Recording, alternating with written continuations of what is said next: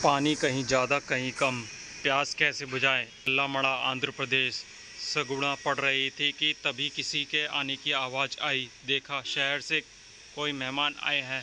अप्पा ने उन्हें बैठाया और सेल्वा से कहा कि उनके लिए कोल्ड ड्रिंक लेकर आए। मेहमान बोले, कोल्ड ड्रिंक तो मैं नहीं पीता, बस एक गिलास पानी दे दीजिए। अप्पा बोले, हमारे यहाँ आजकल पानी ठीक नहीं आ रहा, दिखने में भी साफ़ नहीं है। आप यह पानी ना ही पिए तो अच्छा है, हमारी तो मजबूरी है, हमें तो पीना ही पड़ता है। चर्चा करो, गंदा पानी पीने से शरीर को क्या नुकसान हो सकता है। क्या कभी तुम्हारे इलाके में पीने का पानी गंदा आया है? क्या कारण था? क्या तुम्हारे यहाँ कभी पानी साफ़ ना होने के कारण कोई बीमार हुआ है? चर्चा करो। सगुणा की बस्ती में लोगों के पीने के लिए साफ़ पानी नहीं था, इसलिए मेहमान के लिए कोल्ड ड्रिंक मंगवाया गया। क्या तुम सोचते हो सगुणा के परिवार वाले रोज़ पीने के लिए क्या करते होंगे? मेहमान ने कोल्ड ड्रिंक पीने से मना किया। तुम्हारे अनुसार उन्होंने ऐसा क्यों किया होगा? पानी के खेल बाज़ार। महाराष्ट्र बाज़ार गांव के पास ही है, एक बड़ा सा वाटर पार्क था। एक दिन रोहन और रीना अपने अम्मी पापा के साथ वहां गए। वहां बड़े बड़े फुब्बारे चल रहे थे। तभी रीना बोल उठी, अरे रोहन, देखो देखो, यहाँ तरह तरह के पानी के झूले हैं, और वहाँ देखो कितने बड़े बड़े तालाब। रोहन बोला, छपाक छपाक। दोनों के पीछे देखा, झूम झूम झूम। बड़ी सी फिसल पट्टी पर से तेज़ी से फिसलते हुए बच्चे छपाक करके पानी में गिर रहे थे। रोहन एक बड़े से झूले में घुस गया और बस एक सेकंड में ही वह बहुत ऊंचाई से नीचे पानी में जा पहुंचा। रीना की तो चीख ही निकल गई। तभी पार्क के बाहर शोरगुल और ज़ोर ज़ोर से चिल्लाने की आवाज़ सुनाई देने लगी। सब बड़े गेट की तरफ भागे। वहाँ खाली बाल्टियाँ और घड़े लिए हुए बहुत सारे लोग खड़े थे। एक छोटा सा बच्चा खाली बोतल पकड़े अपनी माँ के साथ चिपक कर खड़ा था। रोहन की मम्मी ने उसे भीड़ में से एक औरत से पूछा, क्या हो रहा है यहाँ? वह औरत तमतमा कर बोली, बाई, तुम पूछती हो क्या हो रहा है? हमारे कुएं सूखे पड़े हैं। हफ्ते में एक बार पीने का पानी का टैंकर आता है, आज तो वह भी नहीं आया, और यहाँ इतना सारा पानी तुम लोग खेल के लिए, बोलो हम क्या करें? पढ़ो और लिखो। क्या कभी तुम्हारे घर में पानी की किल्लत हुई है? कब? अब तुमने क्या किया? तुम कभी पानी में खेले हो? कब और कहाँ? क्या तुम्हें कभी पानी में खेलने से मना किया जाता है? क्यों? अपने पड़ोस में क्या आपने पानी को बेकार बहते देखा है? चर्चा करो। वाटर पार्क में खेलने के लिए पानी ही पानी था, लेकिन उस गांव में लोगों के पीने के लिए नहीं। सोचो, ऐसा क्यों? अगर तुम कभी वाटर पार्क में जाओ तो पता करो कि वहाँ पानी कहाँ से आता है। क्या इसे पी सकते हैं? कफ परेड, मुंबई। लिफ्ट रुक गई 26वीं मंजिल पर। बड़ा मज़ा आता है दीपक को लिफ्ट में। आज स्कूल की छुट्टी है, इसलिए वह माँ के साथ रजिया मेम साहब के यहाँ आया है। यहाँ तो सब कुछ चकाचक ठंडा और शांत लगता है। रजिया अखबार पढ़ रही थी। दीपक को देखा तो हंसकर पूछा, क्यों, आज छुट्टी है क्या? मेम साहब ने टीवी चला दिया और दीपक कार्टून की दुनिया में खो गया। इतने में रजिया ने आवाज़ लगाई, अरे पुष्पा, अखबार में खबर है कि इस इलाके में पीने के पानी वाले पाइप से गटर का पानी मिल गया था। लिखा है, इस गंदे पानी के कारण बहुत लोग दस्त और हैजे से बीमार हैं। कल का भरा हुआ पानी फेंक दो और पीने के लिए कुछ पतीले पानी उबाल लो, और हाँ, अपने घर के लिए भी उबला हुआ पानी ले जाना। दीपक खुश हुआ कि चलो उसे आज घंटा भर लाइन में खड़े होने की छुट्टी मिली। कॉपी में लिखो। अखबार पढ़कर रजिया परेशान क्यों थी? रजिया ने पिछले दिन का भरा हुआ सारा पानी फेंकने के लिए कहा। क्या उस पानी को किसी और काम के लिए इस्तेमाल किया जा सकता था? किस काम के लिए? रजिया ने पानी साफ़ करने का क्या तरीका अपनाया? तुम पानी साफ़ करने के कौन कौन से तरीके जानते हो? अगर रजिया अखबार में आई खबर ना पड़ती तो सब बिना उबला पानी पी लेते तो क्या होता? चर्चा करो। दीपक की बस्ती में पानी भरने के लिए लाइन में लगना पड़ता है, जबकि रजिया के यहाँ दिन भर पानी आता है। ऐसा क्यों? रजिया को अखबार से पानी की खबर मिली। क्या तुम कभी अखबार में पानी से जुड़ी कोई खबर पढ़ी है क्या? स्वयं करके चर्चा करो। पिछले 1 महीने में अलग अलग अखबारों में पानी से जुड़ी जो खबरें आई हैं उन्हें इकट्ठा करो। इन अखबारों को एक बड़ा कागज़ पर चिपकाओ और इन पर चर्चा करो। क्या तुम्हें कभी दस्त लगे हैं, उल्टियाँ हुई हैं? तब क्या हुआ था? जब दस्त लगते थे या उल्टियाँ होती थी तो हमारे शरीर में बहुत सारा पानी बाहर निकल जाता है। यह शरीर के लिए हानिकारक हो सकता है, इसलिए ज़रूरी है कि शरीर में पानी की कमी पूरी की जाए। जब तक उल्टी या दस्त हो तब तक थोड़ी थोड़ी देर में पानी पीते रहना चाहिए। पानी में शक्कर और नमक भी मिला लें। आओ नमक शक्कर का घोल बनाएं। गिलास पीने का पानी उबालकर ठंडा करो। इसमें 1 छोटा चम्मच शक्कर घोलो, चुटकी भर नमक डालो। इस घोल को चखकर देखो, इसका स्वाद हमारे आंसुओं के स्वाद से ज़्यादा नमकीन ना हो। बीमार व्यक्ति को जब भी दस्त या उल्टी हो तब इस घोल को पिलाते रहो। साथ में हल्का भोजन ज़रूर लेते रहना चाहिए। बहुत छोटे बच्चों को तो माँ का दूध पिलाते रहना बहुत ज़रूरी है। बीमारी रोकने के लिए दवाइयाँ जो घरेलू भी हो सकती हैं लेनी चाहिए। अगर दस्त और उल्टी ना रुके तो डॉक्टर की सलाह लेना ज़रूरी है। अपने स्कूल में पानी का सर्वे। क्लास में सभी बच्चे 3 समूह में बढ़ जाएं।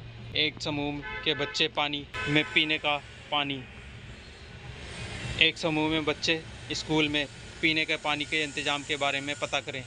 दूसरे समूह में बच्चे स्कूल में टॉयलेट के इंतज़ाम के बारे में जानकारी इकट्ठा करें।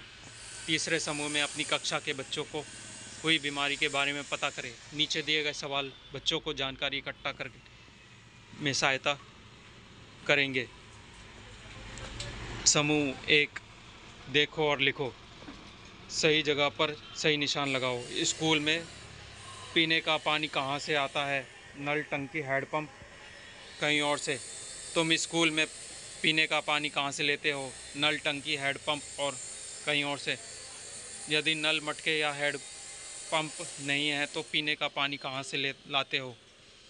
क्या सभी नलों या हैंडपंपों में पानी आता है? क्या इनमें से कोई नल बहता या टपकता रहता है? क्या सभी मटकों या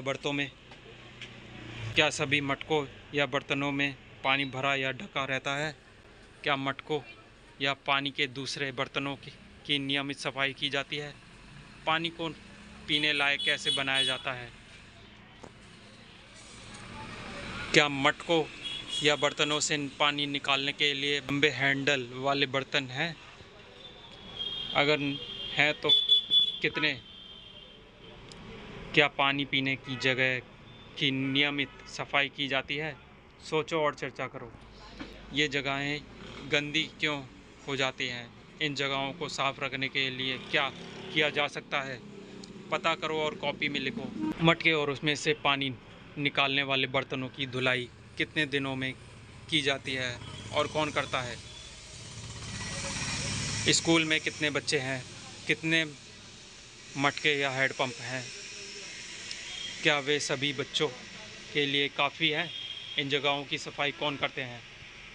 जो पानी नीचे गिरता है वहाँ कहाँ जाता है? समूह 2, देखो और लिखो। सही जगह पर सही निशान लगाओ। स्कूल में टॉयलेट के लिए क्या इंतज़ाम है? पक्का टॉयलेट, खुली जगह। वहाँ कितने टॉयलेट हैं? क्या लड़के और लड़कियों के टॉयलेट अलग अलग हैं? हाँ या नहीं? क्या वहाँ पानी है? हाँ या नहीं? पानी कहाँ से आता है? नल से। हाँ या नहीं? भरी हुई टंकी से। हाँ या नहीं? घर से लाना पड़ता है? हाँ या नहीं? हाथ धोने के लिए पानी है क्या?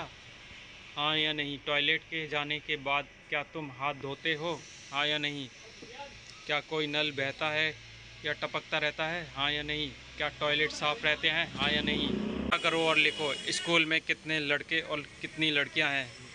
लड़के और लड़कियों के लिए कितने कितने टॉयलेट हैं, लड़कों के लिए, लड़कियों के लिए।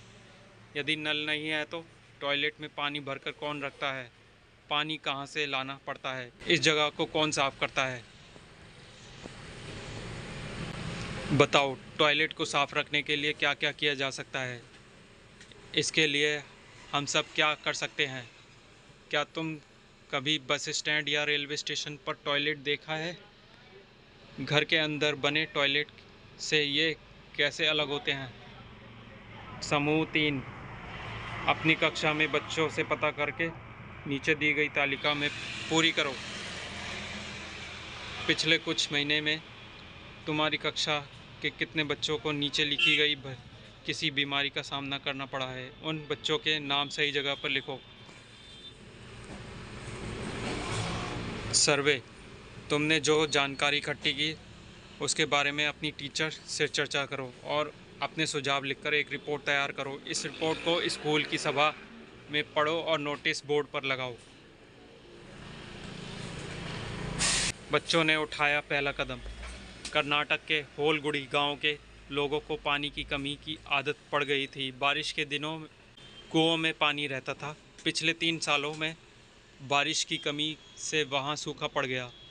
पानी था ही नहीं, ना ही खेती के लिए, ना पीने के लिए, ना ही जानवरों के लिए। हार मानकर लोग मजदूरी करने शहर जाने लगे।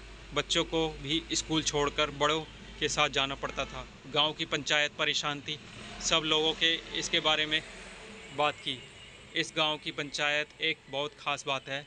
इस पंचायत में बड़ों के साथ बच्चे भी हैं। बच्चों की इस पंचायत का नाम भीमा संघ। बच्चों ने बड़ों से पूछा, क्या हमें यहाँ हमेशा से ही पानी की दिक्कत रही है? कुछ बड़े लोगों ने उन्हें बताया कि पहले ऐसा नहीं था।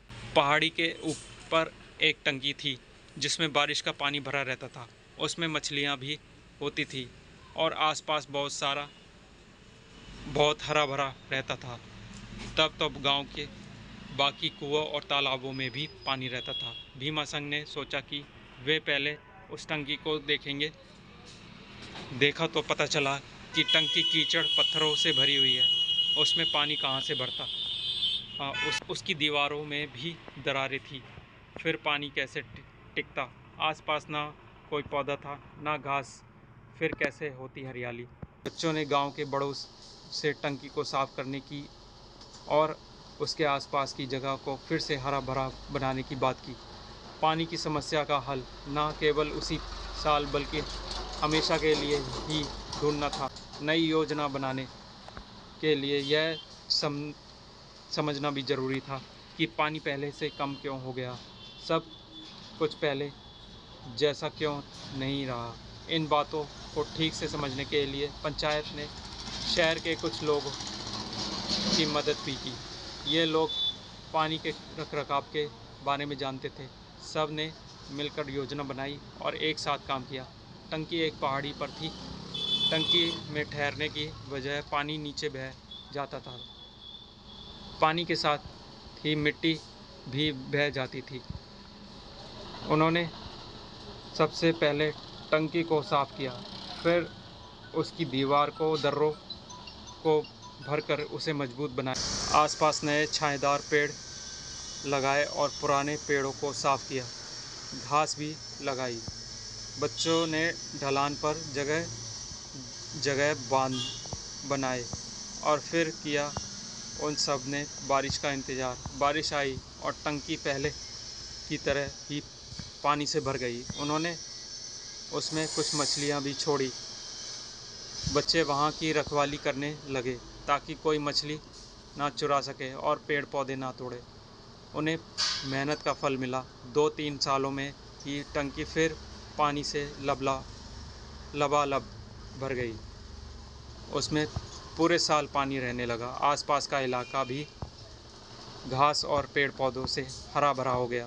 धीरे धीरे गांव में बाकी के कुओं और तालाबों में भी पानी भरने लगा। भीमा संघ की इस कामयाब कोशिश से अब गर्मियों में किसी को गांव नहीं छोड़ना पड़ता। यह सब कर दिखाया तुम्हारी छोटी उम्र के बच्चों ने। भीमा संघ ने वे बच्चे तो अब बड़े हो गए, पर भीमा संघ आज भी है। आज भी उसमें नए नए बच्चे जुड़ते हैं और काम करते हैं।